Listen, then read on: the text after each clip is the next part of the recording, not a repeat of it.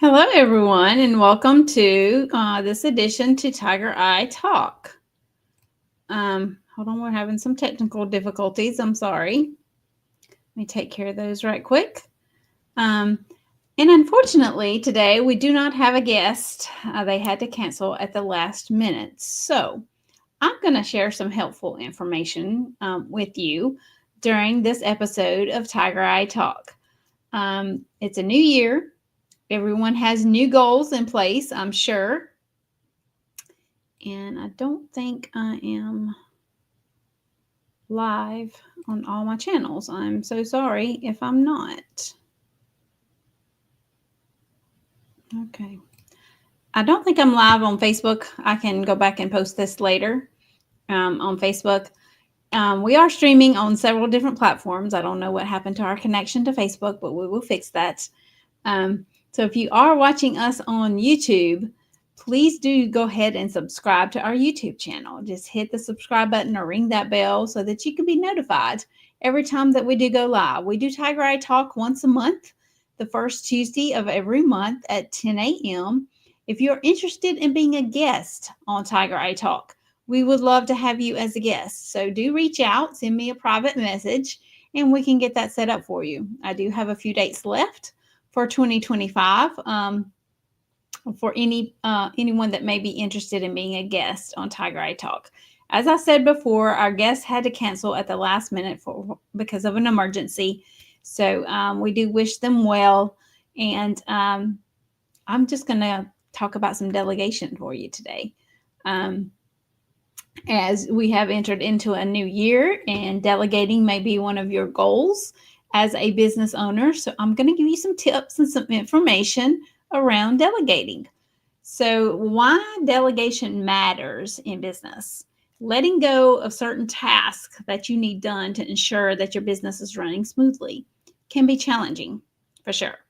And how they are, however, there are some advantages in delegating certain responsibilities for your business. Delegation helps reduce your workload and fosters an environment that encourages open communication, trust, and collaboration. Successful delegation allows you to hand over tasks to others whose skills are better aligned to accomplish that specific task. Passing off tasks allows you time to reflect, develop strategies, and prepare for what is ahead or other things that you have going on in your business. Why is it important to delegate? As a leader or business owner, delegating is important because you can't and shouldn't do everything yourself. I delegate myself. I own Tiger Eye Solution, yes, but I also delegate specific tasks out to some of my team members because I shouldn't do it all myself, and I don't. So delegating empowers your team or your business, builds trust, and assists with professional development. Delegation is the practice of assigning responsibility for accomplishing something, like a project or a task or something else. Your email inbox. Everybody has an email inbox, right? And most of us, if we're honest, it probably looks like a hot mess, right? Because there's so many emails in there. You don't have time to go through all of them. Most of them are probably spam or junk, and that's exactly where they need to go, to spam or junk, because it's not anything that needs your attention. So just handing that off to someone else, to an assistant, to clean up your email inbox can be a huge, help, right? So delegation is the practice of assigning responsibility for accomplishing something like a project, task, or something else, as I said. Efficient managers and business owners often delegate time-consuming or tedious tasks to contractors and subcontractors and lower-level employees, if they have employees, because it allows them to give their attention to more important tasks and projects. So if you're the business owner and you're busy with all the back-end tasks that is necessary to keep your business running, then that's taking away time that you could be focused on more ROI or what you enjoy doing within your business, right? So delegation could be very, very beneficial there. So when to delegate? Delegate is a win-win when done appropriately. However, that does not mean that you can't delegate, that you can delegate just anything. To determine when delegation is um, appropriate or the best time to delegate a specific task, there are a few key questions that you should ask yourself. Is there, number one, is there someone else who has the necessary information or expertise to complete the task? Essentially, is this a task someone else can do, or is it critical that I do it myself? Ask yourself that, okay? Then number two, is this a task that will reoccur in a similar form in the future? So is it something that you do on a weekly or a monthly basis for your business? That absolutely can be delegated because you can tell them exactly how to do it or create a SOP for that specific task. SOP is a standard operating procedure, and you can share the SOP with the person you're handing the task off to. And they can follow your instructions that are in the SOP and do the task exactly how you want it done or how you do it yourself. Number three, do you have enough time to delegate the task effectively? You must be available for adequate training if needed. If you don't have an SOP created, then you're going to have to train that person to do the task the way you want it done. For questions and answers, if that person may have some questions around the task. Then also for opportunities to check the work and for rework to be done if necessary. So you have to plan this out. You have to have a strategy, right? And plan this out. Number four, is this a task I should delegate? Tasks critical for long-term success generally do need your attention. However, like I said, if it's a reoccurring task, yes, it could be something that's important to your business to help your business grow, succeed, etc. But if it's a reoccurring task, then you can absolutely let someone else do that for you because you can tell them and show them how it is to be done and they can take that off your plate. Good example. I'm going to use myself for an example. Social media. It's very important for all businesses to be on social media, right? No matter what platforms you choose to be on. However, that's the first thing I delegated as soon as I built a team. Can I do my own social media? Absolutely. Yes, I can. But guess what? It's so time consuming and the platforms change all the time. So as soon as I built a team for Tiger Eye Solution, I handed off my social media and let someone else do it for me because they have the expertise, they know how to do it, and they have more time to do it than I do. So that took some time off my plate to where I could focus on other things for my business. So if you answered yes to any of the questions, or at least some of the questions, then it could be worth delegating that specific task. You also need to consider to whom you will delegate the task and how you will do it. A virtual assistant is a perfect person to delegate specific tasks such as social media, like I mentioned, or the email management, to clean up your email inbox a little bit. Or calendar, you may want someone to help you manage your calendar. Maybe you're getting pulled in all kind of different directions because your calendar is not organized. An assistant can help you get that calendar organized too. Okay. So before you can effectively delegate a task, you need to know the preferences, strengths, and weaknesses of your employees, if you have employees, your team members, if you have a team, or the person that you're going to hand the task off to, if it's a virtual assistant or something of that sort. Matching the job requirements to a person's abilities ensures that they are able to do the work correctly and that they'll enjoy doing the work. It's helpful to conduct an audit or an interview, maybe, or have a simple conversation with them to learn more about them and simply, ask specific questions, etc.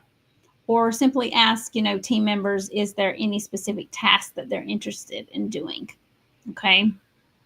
So while choosing someone with the abilities that match the task description is always ideal, there may be times when you must delegate tasks to a less experienced team member or employee or assistant, what have you.